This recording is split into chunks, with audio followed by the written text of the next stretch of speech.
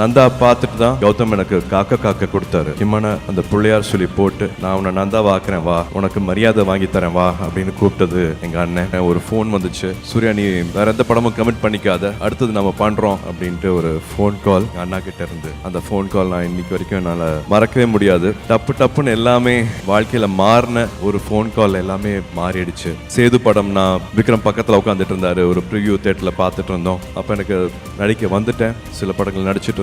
அது வரைக்கும் பார்த்த எல்லா படங்களை விட ஒரு தூக்கி வாரி போட்டுச்சு, ஒரு பெரிய ஒரு தாக்கத்தை உண்டு பண்ணுச்சு. இப்படி ஒரு நடிகர் நடிக்க முடியுமா, இப்படி ஒரு படத்தை ஒரு இயக்குனர் எப்படி கொடுத்தாரு, இது என்ன ஒரு தாக்கம். எனக்கு ஒரு 100 நாளுக்கு மேல ஆச்சு அந்த படத்தை வெளியில வர்றதுக்கே, சாதாரண ஒரு மனநிலைக்கு வர்றதுக்கே. சேது அப்படி ஒரு தாக்கம் கொடுத்த படம். அப்படிப்பட்டவர்கிட்ட இருந்து அடுத்து நம்ம பண்ணலாம் அப்படிங்கிற ஒரு வார்த்தை அது எவ்வளவு பெரிய பொறுப்பு.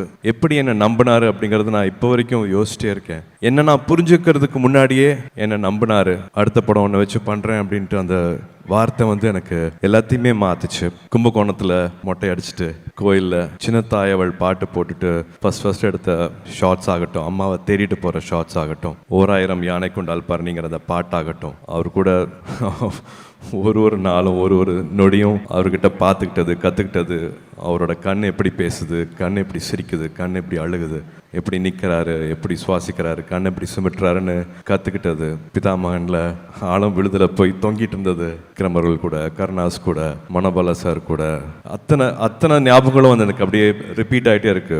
2000 அப்படி ஒரு கால் வராட்டி எனக்கு இந்த பயணம் கிடையாது, இந்த இடம் கிடையாது, இந்த அடையாளம் கிடையாது. நந்தா பார்த்துட்டு தான் கௌதம் எனக்கு காக்க காக்க கொடுத்தாரு. என்னோட அன்பு செல்வன் நான் அங்கே பார்க்குறேன் அப்படின்ட்டு கௌதம் எனக்கு காக்க காக்க கொடுத்தாரு. காக்க காக்க பார்த்துட்டு தான் முருகதாஸ் அவர்கள் என்னோட சஞ்சய் ராமசாமி இங்கே இருக்கார் அப்படின்ட்டு சஞ்சய் ராமசாமி காக்க காக்கான்னு வந்தது. அதுக்கப்புறமா வரிசையாக ஒரு படங்கள் இந்த பயணம். பட் முக்கியமான பயணம், முக்கியமான அந்த பிள்ளையார் சொல்லி போட்டு நான் உன்னை நந்தாவை ஆக்குறேன் வா, உனக்கு மரியாதை வாங்கி தரேன் வா அப்படின்னு கூப்பிட்டது எங்கள் அண்ணன். இந்த வாழ்க்கை இந்த மேடை கிடையாது. அவர் அந்த நொடியில் அந்த முடிவெடுக்காட்டி ரொம்ப கொடுத்து வச்சவண்ணா. அப்படி ஒரு வாய்ப்பு எனக்கு அமைஞ்சதுக்கு ஒரு ஃபோன் வந்துச்சு, சூர்யா நீ வேற எந்த படமும் கமிட் பண்ணிக்காத, அடுத்தது நம்ம பண்றோம் அப்படின்ட்டு ஒரு ஃபோன் கால் அண்ணா கிட்ட இருந்து. அந்த ஃபோன் கால் நான் இன்னைக்கு வரைக்கும் என்னால மறக்கவே முடியாது.